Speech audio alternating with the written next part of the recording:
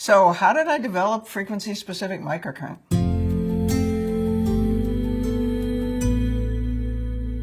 It was an accident. I went to chiropractic college when I was 42, started pre-med when I was 40, started practice in 1994, and in 1995 I got a list of frequencies from an osteopath who bought a practice in 1946 that came with a machine that was built in 1922. And that machine came with a list of frequencies. I got the list from George Douglas, who worked with this osteopath, and I got the list a little bit at a time.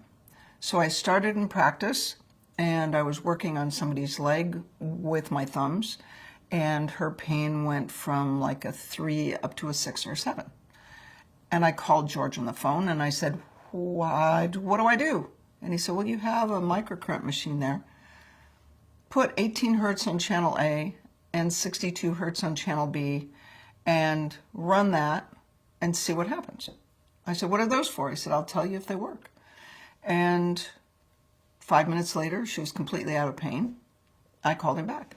And I said, what are those frequencies for? He said, well, they're to stop bleeding. 18 hertz is the frequency to stop bleeding, and 62 hertz is the frequency for the arteries.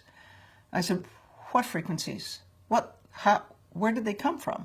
He said, well, I got this list from Harry Van Gelder. Harry Van Gelder was the osteopath that George worked with in the 1980s. And George brought the list back written on pieces of binder paper. And when I started practice in 1994, he bought me a 2-channel precision microcurrent machine. Big, we called it the blue box. It was a big analog machine. And I put 18 hertz on channel A and 62 hertz on channel B and ran it, and this patient's pain went down. I said, well, that's interesting.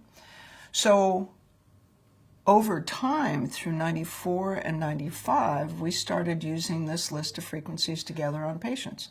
And we found out that it did more or less exactly what it was alleged to do. So if the frequency said it was for allergy reaction, it would take down redness and itching. And if it was for inflammation, it would take down pain and swelling. In 1996, I started using the frequencies on myofascial pain. 97, I decided I had to teach it to find out if it was reproducible, because we were doing things with chronic pain patients. Myofascial pain is muscle pain and muscle knots, and they're very difficult to treat. And by the end of 96, I had 50, 60 patients that were between 7 and 20 years chronic pain, and they all got better. It was like, okay, is this real? Is this because the frequencies actually work, or because I've got magic hands and the walls in the clinic are pink? What's up with this? So if you can teach it, if somebody else can reproduce it, then it's reproducible. It's probably real. So I taught it for the first time in January of 1997, and by June, we knew it was reproducible. There were about 10 people that bought devices from the distributor locally, and by June, we were getting word back that, yes, indeed, this worked, which was pretty remarkable since I was so terrible at teaching it back then. It was kind of awful. So 97, I taught it 4 times. We had continued to treat myofascial pain patients in the clinic. 98, I published the first paper on treating myofascial trigger points. 98, I figured out how to treat nerve pain. There's a frequency to reduce inflammation and a frequency for the tissue, the nerves, the way the system works. It's what's wrong with the tissue. Is it inflamed? And what tissue is it? So nerve pain is because a nerve, 396 hertz, is inflamed, 40 hertz. So we figured that out in 1998. 1999 figured out how to treat full body pain from fibromyalgia, and that is the frequency for reducing inflammation in the spinal cord. So in 99, I had 25 cases. I went to work at a medical pain management clinic, had 25 cases in 1999, and got invited to do a grand rounds presentation at the National Institutes of Health by one of my colleagues in the myofascial pain world. And I presented those 25 cases at this lecture. There are about 40, guys in white coats and pocket protectors and glasses and crossed arms. And I said, okay, I've done this 25 times. These patients come in with their pain at an average of a 7 on opiates that don't work. So their pain level's a 7. They leave it a 0. I've done it 25 times. There's nobody it doesn't work on, and nobody is going to believe it unless we have something objective. And I have no idea what we can measure in these patients, but you guys are the best scientists in the world, so somebody tell me what we can measure. Terry Phillips came up and he said, you send me a spot of blood on blotter paper, and I will tell you what they had for breakfast. So we'll be able to figure out what's changing. So he sent me the blotter paper. I called a patient that I had not been able to help. We treated her for nerve, we treated her for muscle, nothing worked. And called her, said, I'm going to have to poke your finger a couple of times and let's try this new thing. And she said, okay. So we did the blood sample data, and then I had a speaking engagement about 6 or 7 weeks later where I was supposed to present these case reports, all 25 patients, and talk about how it was that there was only one frequency combination that worked on these patients, 40 hertz on channel A, 10 hertz on channel B. And the data from Terry Phillips from NIH came through on the fax machine literally as I was headed out the door. So I picked up the piece of paper, threw it in my purse, climbed on the plane, got off in Phoenix, looked at the data, and there are these numbers: interleukin-1, interleukin-6, CGRP, TNF-alpha. I'm a chiropractor. I had no idea what interleukin-1, 6, 8, TNF-alpha, and CGRP were. But the numbers look pretty good. They went from 392 down to 21, so that they went in the right direction. They clearly changed over a small period of time. So, but there was no Google. This was 2000. There was no Wikipedia. There's no place to look it up. So I walked in, headed into the hotel, and Jeff Bland, who started the Institute for Functional Medicine, is walking out. And I said, Jeff, I have this data. Now, it's his conference that I am lecturing at and presenting it. I just got this data this morning from Terry Phillips. What do you think? And I handed him the list, and my first clue about what we had was his hands started shaking. And he said, the endorphins go up by a factor of 10 times. A runner would have to run miles to get that kind of change in endorphins. I said, yeah, they get pretty stoned. I said, yeah, but I don't know what the rest of it means. Is this a big deal? And he said, looked at his watch. He said, Michael Ruff is still in his office at GW in Washington, D.C. He works in Candace Pert's office. The two of them wrote the foundation literature on cytokines, and they wrote the molecules of emotion. And he said, call Michael, he'll tell you. So I called Dr. Ruff. I said, Dr. Bland said to call you. I've got these numbers, and I don't know what they mean. And he said, I said, would you mind helping me out? And he said, no, that's fine. What are the numbers? I said, well, interleukin-1 goes from 392 down to 21. And it was like the line went dead for a second, and he said, really quietly, what time frame? I said, 90 minutes. He said, that's not possible. Cytokines are hard to change, and when they change really slowly. It's like, no, they all change like that. And I just read off the data. Interleukin-6, interleukin-8, TNF-alpha, CGRP, they all dropped at logarithmic rates by factors of 10 and 20 times. Substance P, which is made in the spinal cord when there is pain, went down at a 45-degree angle, and then endorphins go up. So he said, he said, well, actually what he said was, who did your data? I said, well, Terry Phillips, the same guy that does your data. And he said, well, he's the best in the world, so there's no question that the data is accurate. I have no idea what you're doing, but keep doing it. So he ended up touching base with me every now and then to follow up, because I had ended up with data on 13 patients, and they're all like this.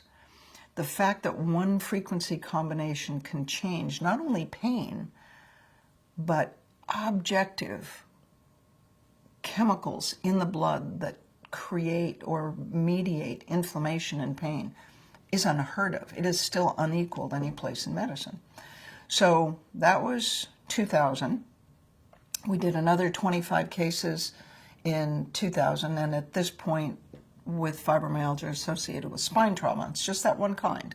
There are probably 5 or 6 different ways that people get fibromyalgia, but there were another 25, and then the next year there was another 30.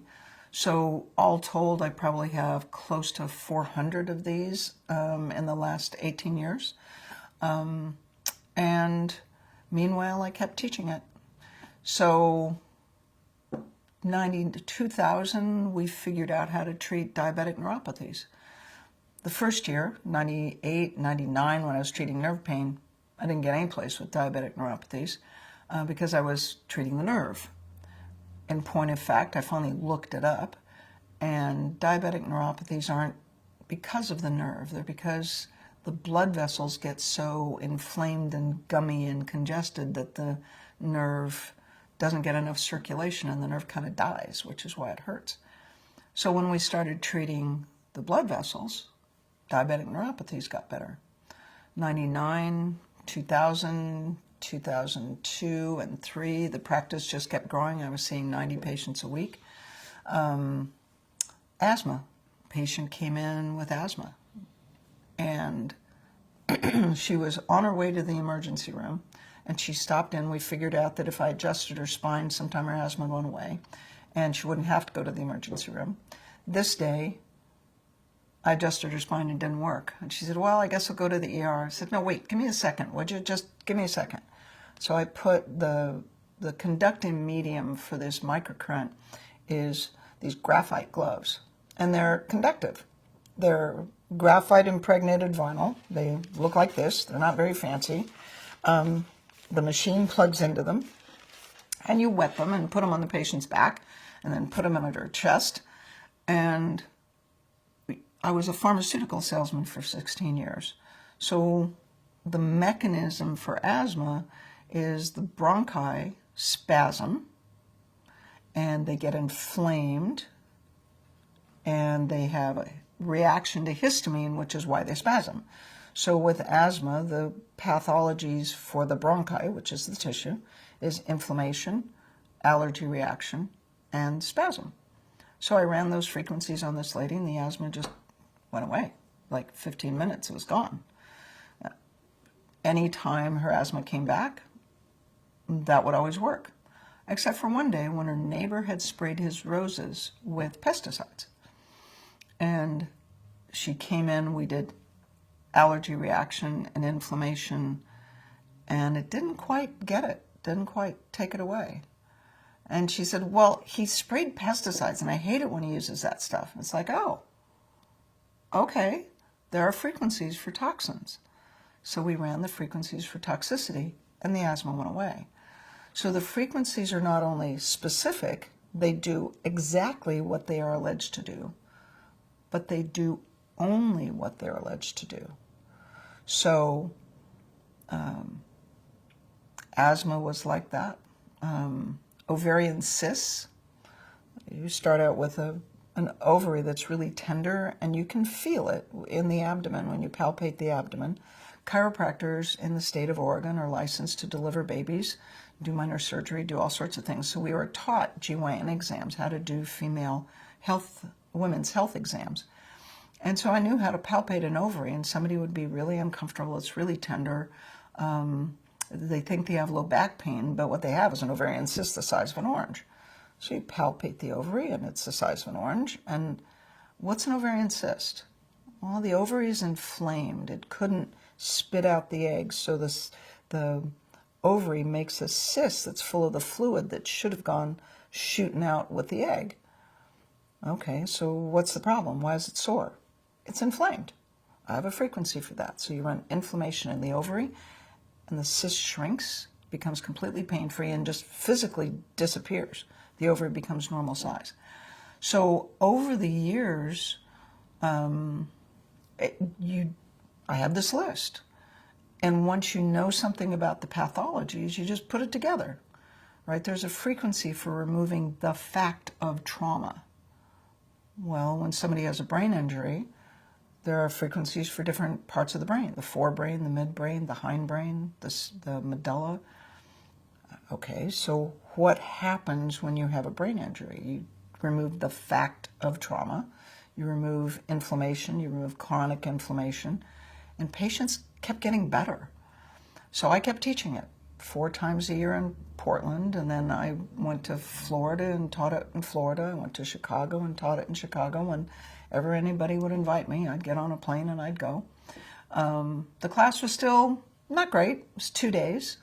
And then in 2003, 𝗪𝗛𝗔𝗧 approached me, and it's a nutritional company, and they wanted to sponsor the seminar and take it national. So in 2003, I did 12 seminars in the U.S., all over, and their sales reps promoted the FSM seminar, and the seminar includes information about how to get these treatments to hold.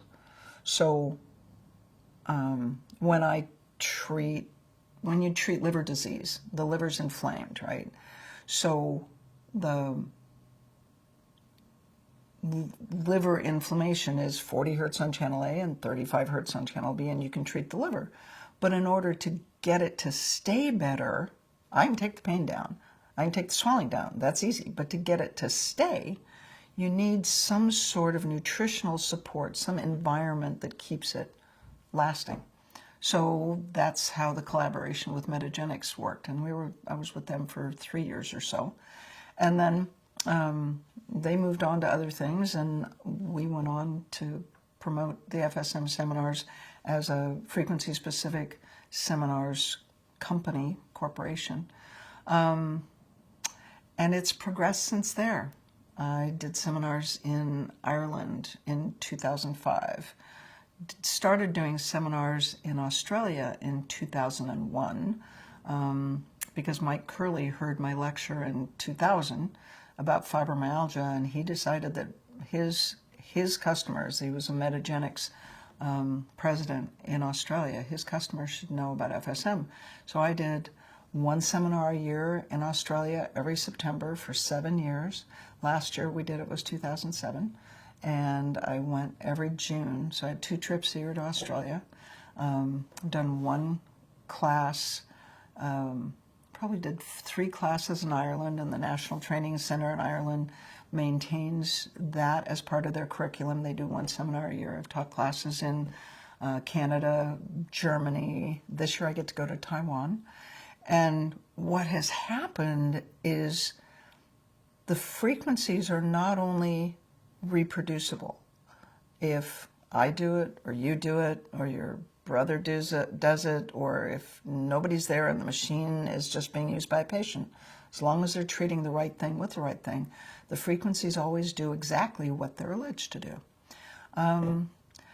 And so I keep teaching because people are doing things now with FSM that I would never have thought possible 20 years ago. We've been doing this for 22 years now. I've been teaching it for 20. And there are people treating things that are just unimaginable. Pancreatitis, ulcerative colitis, Crohn's disease, brain injuries, spasticity from cerebral palsy.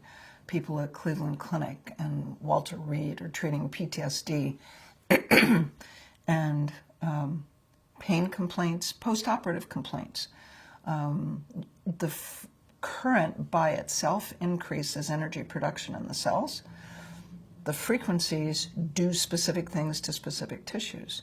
So in 2003, I started treating athletes, and 2004, December 20th, I got a phone call from Terrell Owens' trainer. He is a wide receiver for the Philadelphia Eagles. And on Sunday, the 19th, he broke his ankle, basically. He tore the ligaments in his ankle. He tore the ligaments that hold the tibia and the fibula together, and he fractured his fibula. And this was 6 weeks before the Super Bowl. And they called me Monday and said, Terrell wants to play in the Super Bowl in 6 weeks. And his chiropractor in Atlanta uses FSM, but he says, you're going to have to do it. I said, we can probably get that done in 6 weeks. So I flew to Philadelphia that night, treated him as soon as he got out of the operating room the next morning, and treated him for 24 hours straight. And then about 6 to 7 hours a day for 3 days. And then somebody was treating him 5 days a week. And the fracture was completely healed in 4 weeks. And his surgeon was running around telling anybody with a microphone that it was an 18-week injury and he'd never play in the Super Bowl and he was being foolish and blah, blah, blah. Well, the ankle was completely stable and the fracture was healed in 4 weeks.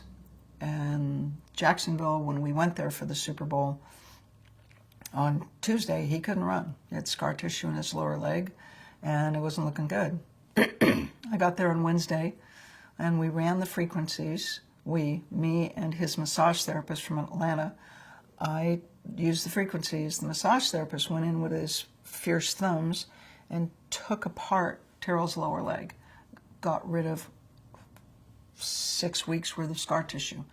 And that massage therapist, Brian Glassbach, Brian says to this day, that was like bloodless surgery. We just dissolved the scar tissue. The frequencies dissolve scar tissue in burn patients, in chronic injuries and chronic pain. Anyway, so that was probably my most high stakes thing. So that's how I developed FSM, was one patient at a time. The frequencies can't hurt anybody. As long as you don't drop the box on your foot, you're not going to hurt anybody with it.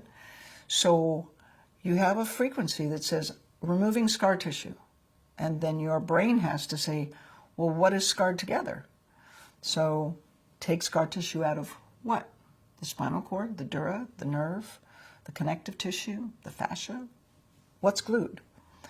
And that's how it's developed over time. We still are using frequencies that in 20 years I've never used before. I've never used that combination before. Patient came in with a history of foreign travel, and 6 weeks later she was in the emergency room with just acute and severe abdominal pain and symptoms that said that her gallbladder was seriously clogged up. The only thing that made sense was that she had parasites in the bile duct that led to the gallbladder. So I ran that frequency and her abdominal pain went away and everything went soft. That's the other thing. When the frequencies are correct, the tissues get completely smushy. So like smushy, like just soft. It just it's hard to describe until you get your hands on it. Anyway, so I'd never used, in 22 years of doing this, I'd never used that particular frequency combination before. But it's just a matter of what tissue is it and what's wrong with it. So this is 2018, and we continue, the FSM community, there's 2,500 practitioners around the world, done courses in Germany. This year I'm going to Taiwan and Spain and London and back to Germany. So there are practitioners all over the world, and they're doing things with FSM that 20 years ago I would not have thought possible. So that's how FSM developed. For a shorter version of the story, or maybe longer, I recommend you read The Resonance Effect. North Atlantic Books published that last year in 2017, and it tells the whole story with the details, and there are a lot of frequencies in there and protocols in there that talk about what sorts of things FSM can do. And there are a lot of patient stories. Chapter 10 is all patients and practitioners telling their experience, so you don't have to just believe me. If you're curious about frequency-specific microcurrent, I recommend that you go to www.frequencyspecific.com and look us up by The Resonance Effect, and enjoy what the frequencies can do for you and your family to restore health and relieve pain.